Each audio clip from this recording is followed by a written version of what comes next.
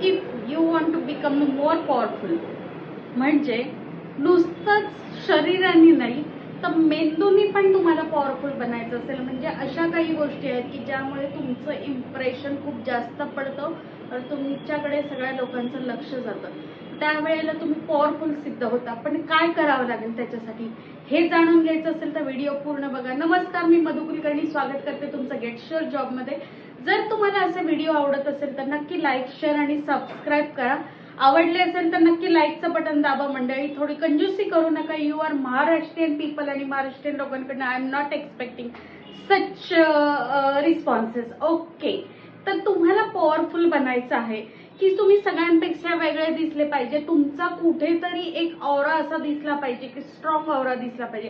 तर त्यासाठी तुम्हाला काही गोष्टी कराव्या लागतील. तर त्या गोष्टी काय आहेत तर ते बघूयात. तर पहिलं आहे बी काम. जेव्हा तुम्हाला सगळी लोक जर खूप बडबड करत असतील किंवा तुम्ही जर कुठे गेलेला असाल तर शांत राहा आणि पुढचा माणूस काय म्हणतो आहे ते पूर्णपणे ऐकून घ्या. Then express yourself fast, immediate. हे काय ते काय ते काय, प्लीज रीड फुल्ली आणि मग तुमचा प्रश्न काढून ठेवा. बी काम. त्यावेळेला शांत राहून तो पुढच्या माणसाला तुम्ही पूर्णपणे ऐका. Then express yourself. The next one is talk less. ज्या वेळेला गरज नाही तेव्हा बोलू नका. त्यावेळेला जर तुम्ही बोलले तर तुमची व्हॅल्यू कमी दिसेल आणि मग असं वाटेल की अरे हा काय, ह्याला कॅज्युअल मध्ये घेतलं तरी चालतं आहे. People will not take it you seriously, असं होऊ शकतं. तर नक्की तुम्ही हा ट्राय करून बघा जर तुमचं असं नेचर असेल तर, आणि तुम्हाला बदल दिसतील. तर नेक्स्ट वन इज ऑब्झर्व मोर. सध्या काय आहे, डिजिटल युग आहे आणि तुम्ही कुठेही बाहेर जा, म्हणजे अगदी इव्हन तुम्ही बस स्टँडवर जा नाही तर कुठेही जा, everyone is busy in their mobile. आणि मग त्यावेळेला ना आपलं ऑब्झर्वेशन राहतंय.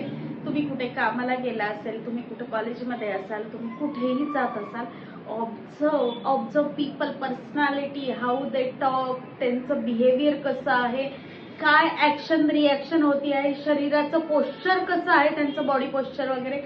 जोपर्यंत तुम्ही ऑब्झर्व करत नाही तुम्हाला त्या गोष्टी समजणार नाही आणि मग तुम्हाला लोक ओळखायला येणार नाहीत. आपण काय म्हणतो, अरे काही जणांना काही गोष्टींवरून लोक लगेच ओळखायला येतात. काय येतात बरं, ती तुम्हाला आम्हाला, पण त्याच्यासाठी काय अगदी खूप मोठं टेक्निक और त्याला तुम्हाला अशी काही पॉवर लागत नाही. If you want to do, observe more. लोक कशी आहेत ते तुम्ही ऑब्झर्व करा आणि तुम्हाला त्यातून तुमच्या प्रश्नांची उत्तरं मिळत राहतील. नंतरचा मुद्दा आहे शो रिस्पेक्ट. कधी कुठेही कसेही जाल, अगदी तुमचा तिथं पाणी देणारा माणूस असो किंवा तुम्हाला काही माहिती सांगणारा माणूस असो, प्रत्येक ठिकाणी तुम्ही रिस्पेक्ट द्यायला चालू करा. थँक्यू म्हणायला सुरुवात करा. तुम्हाला जर एखाद्याने तुम्हाला काही मदत केली असेल तर त्यांना इन्फॉर्म करा. ही रिस्पेक्ट करणं आज खूप इरिलिव्हंट लोक, म्हणजे we are facing such problem in our business also की आम्ही फ्री कन्सल्टन्सी देतो, जॉबला पाठवतो, पण इंटरव्ह्यू झाल्यावर साधं सांगायचं कष्ट होत नाहीये की आमचा इंटरव्ह्यू झालाय, कसा झालाय. We are trying to call them 10, 20, 30 वेळा कॉल करतो तेव्हा कुठे रिप्लाय येतं. आणि ही एकदम चुकीची पद्धत आहे की ऍज अ माणूस म्हणून सुद्धा तुम्ही डेव्हलप होताना ह्या गोष्टी करणं खूप चुकीचं आहे. तर जिथे कुठे असाल, जसा माणूस असेल, काही त्याचं पोझिशन काही असू दे, शो रिस्पेक्ट टू देम आणि त्याचं तुम्हाला काय बदल होतो हे तुम्ही स्वतः बघाल त्यामध्ये. नंतरचा महत्वाचा मुद्दा आहे मूव्ह इन सायलेन्स. जर कोणी तुमच्याशी विनाकारण वाद घालत असेल, तुम्हाला उचकवत असेल, तुम्हाला काहीतरी तुमचा अपमानजनक बोलत असेल और अपमानजनक बिहेवियर करत असेल ना, वाद विवाद घालू नका. अतिशय शांतपणे निघून जा.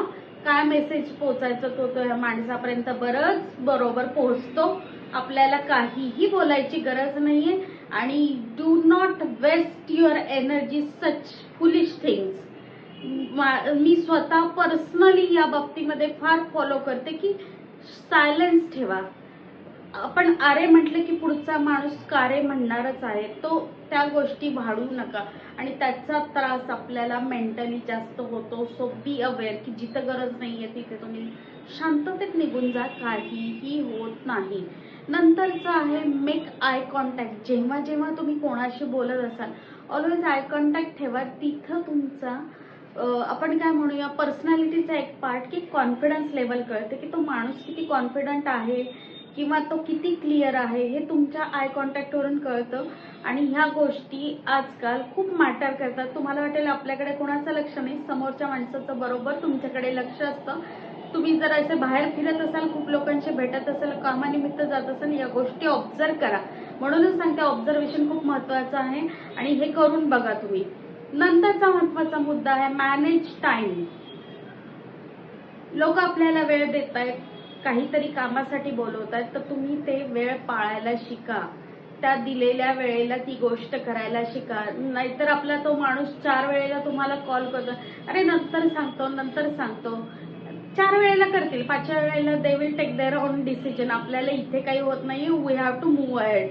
पण ती जर वेळ पाळली तर तो कॉल तुमच्याकडे येण्याची जास्त शक्यता असते. ह्या गोष्टी खूप मॅटर करतात if you want to be powerful in today's world.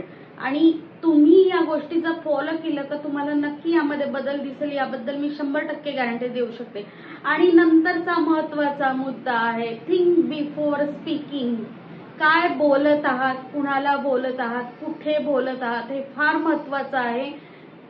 ह्या गोष्टी वाटतात तितक्या सोप्या नाहीयेत, कारण तुमच्या एका बोलण्यावरती तुमचं झालेलं काम पण बिघडू शकतं. याचा अनुभव जर तुम्ही घेतला असेल तर थिंक बिफोर स्पीकिंग आणि व्हॅल्यू द्यायला शिका लोकांना. If you value them they will value back to you.